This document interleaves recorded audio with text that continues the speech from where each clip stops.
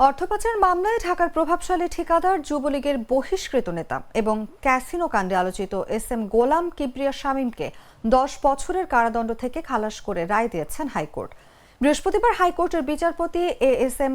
আব্দুল মোবিন ও বিচারপতি মোহাম্মদ জাবিদ হোসেনের সমন্বয়ে গঠিত বেঞ্চ এই রায় দেন। 2013 সালের 17 জুলাই মানি লন্ডারিং প্রতিরোধ আইনে করা মামলায় জি.কে শামীমকে 10 বছরের সশ্রম কারাদণ্ড দিয়ে রায় দিয়েছিলেন আদালত। এছাড়া তার 7 দেহরক্ষীকে দেয়া হয় 4 বছর করে কারাদণ্ড। ঢাকার 10 নম্বর বিশেষ জজ আদালতের বিচারক মোহাম্মদ নজরুল ইসলাম আসামিদের উপস্থিতিতে এই রায় ঘোষণা করেন।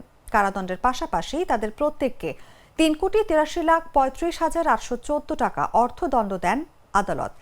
2009 সালের আওয়ামী লীগ ক্ষমতায় ফিরলে জি.কে শামীমের উত্থান হয়। তিনি নিজেকে যুবলীগ নেতা দাবি করলেও আওয়ামী লীগের এই সহযোগী সংগঠনটি তা অস্বীকার করে।